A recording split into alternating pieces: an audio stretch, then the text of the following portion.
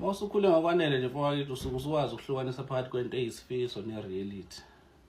Ukwazi nje ukubhekana nereality njengoba injalo. Kuyiphutha bhuti omdala ukuthi ufuna ukuphoqa unkosikazi wakho ukuthi athande izingane zakho uyithole entombini. Akulula ukuthi umuntu wesifazana athande izingane angayizali. Akulula bafowethu. Isikhukhukazi asiwafukamele amaqanda singazange siwazalela. Akulula sidalo. Wena into kumele uyibonge nje uyijabulele ukuthi umkami uyazamukela izingane zami. Yilokho kumele akwenze noma ifikile zizovakasha akathwala ikhanda. Akathwala ikhala ashintshe nasebusweni cha uyazamukela ukuthi ayithande zana story. Umuntu okwazi ukuthanda izingane unconditionally umuntu oyizalayo. Lo ongayizali ngisho ngathi uyayithanda kwesinye isikhathi usuke ethenga nje amehlo akho noma ejabulisa wena. Noma nje ufuna ukukhombisa ukuthi akana nkinga nazo ngoba zikhona. Angiphathi ke futhi mangabe kuyingane nje oyithole usunaye vele. Senishadile wayithola ngaphandle. Bese expect ukuthi noma ufuna ukumphoqa ukuthi akayithande lengane. Hayi mfowethu usuke umhlukumeza manje njalo ngoba ngaso sonke isikhathi mayibona lengane ubona imphumela ye-betrayal ukuthi wambetray nophumela ngaphandle kwazi ukabuya umuntu. Yebo isikhona ingane bafowethu. Ayisekho into ezokwenziwa. Ingane akukho umgqomo ukulahla umuntu akadlelwa ncuba. Isikhona ingane okumele akwenzeni ukuyamukela ukuthi nansi ikhona isizokwenziwa kanjani. Phela iyala ekhaya nayo. Naye futhi uyayibona futhi ngiyala ekhaya kodwa ukuthi ufuna ukuthi ayithande usuyamphusha lapho. Usuyamphusha mfowethu awusekho fair ngoba wena waphumela ngaphandle futhi iwesike lento kuthina insizwa. Ayiwesi kakhulu kuthina insizwa uhlala nonkosikazi wakho nje wafika nengane la awu kuthi ngonakalela uthi uyamuzi yakutshela hayibo umyeni wami yazi kuzofika ubaba kaSibusiso uthe ucela uzolanda uSibusiso ngoba ngama holiday nje uyombuyisa makuvula ikole vele ngeke uzusho ukuthi cha kusiyona ingane yakho. Hayi mfowethu mina ngikhathali ngisho ngathi ithi baba kuwe noma wayitshela ukuthi ubaba wakho lo dakusingane yakho uyizale. Naye uvela uvume nawe makhathaleni naye imbhiyelo omhlophe isimile esangweni sefike baba kaSibusiso uzolanda uSibusiso esangweni lomuzi wakho. Ame lapha ngaphandle nangu umkakho useyakutshela baba ngisahambisa nangu uSibusiso kubaba wakhe. Uhlelo nesofeni neremote uyibhakabhaka. Aphume lengane maphambi ukuthi aphume endlini aqale lapha ebathroom athi ukulungisa nenwele kahle.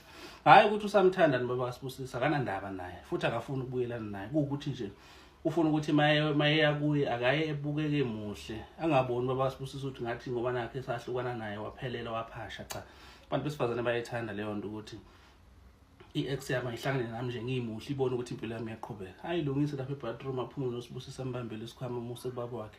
Bafike bathi xoxa leyo 5 minutes. Bafowethu 5 minutes mningi ebantwini abake bathandana. Ziningi izinto abangayikhuluma ngalo 5 minutes. Uyazi ukuthi abantu abake bathandana abahlukana bengakudecide ukubuyelana within 5 minutes.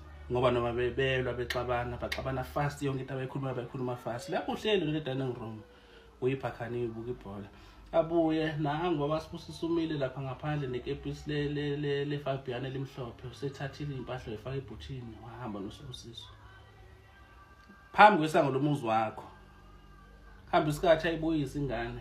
Mayibuyisa ingane uma wayaphinda umkakhe aphinda aphuma uyilanda. Ethi nje sathi yabingelela uninjani baba kaSibusiso vela athi baba kaSibusiso la ngicela ungitshelele umyeni wakho ukuthi ahlukane nokudiscipline ingane yami. Mina ngiyakwazi ukuyidiscipline ingane yami. Angithi ingane yakho ingane uSibusiso lo sevele watshela lo ubaba wayo ukuthi hey ubaba lo hlala naye uyangiqabela ukuthi simbuka iTV mangabe ngengaganga noma ngenza izinto eceleni akafuni ukubuka iTV. Athi hey mtshela ukuthi mina ngiyakwazi ukuyidiscipline ingane yami akahlukane ingane yami.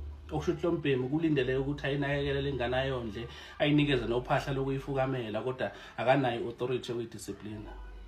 Irresponsibility bafethu engena authority slavery leso. Ufuna sikhulume bafethu lezi zinto senzele ukuthi nabafana laba bezemva kwethu bengenzi amaphutha eswenzile ukuthi singane zabantu singayiganisile ngoba abukho ubuhle obuvela kuleyo nto leyo. Abukho ngisho nokuboda bengagibele shoes nesifana ngabe sokuba ukhondolo. Leyo nto ibanga disorder yenza ukuthi ama responsibility awele ezandleni ezwrong. Ama responsibility okukhulisa ingane awele ezandleni engangene lapho. No dadewethu laba basakhula mele bayizwe lento ukuthi ukuthola ingane sasekhaya uqeda umuntu okuthulisa ingane angakuganisi leyo nto ibanga disorder ngoba uyofika umunye umfana yokuthanda afuna ukukuthatha indoda yokuthanda efuna ukukuthatha usuza nomthwalo omunye wenye indoda. Uyayimpose futhi lengane kule ndoda ukuthi ufuna ikuthathe nayo. Kuyaphoqa ukuthi mayikuthanda wena ayithande ngisho nengane yakho. Isine disorder leyo nto vele izodala inkinga. Lo muntu lona wakushela ekubona uhamba wedwa akushela ngaba nengane yakho. Uma ngabe esefuna ukukuganisa ufuna uzokuganisa nengane yakho. ngoba wena uthi mina ngihlukane nengane enqola ihlukane noSeyiba, bafowethu iqiniso silifiseni nje, silifiseni. I-disorder yaba ngayithina. Umuntu okweleda ukushadi lo wakumithisa, nawe mfowethu lo muntu wamithisa wamshiya, uthakagane bani? Uthakaganiswa ubani uma umshiyile wena? Hayi bafowethu, ingakho ngithi kumele sikwazi ukuhlukanisa phakathi kwento eyisifiso nje ne-reality, ngoba mkhulu umehluko.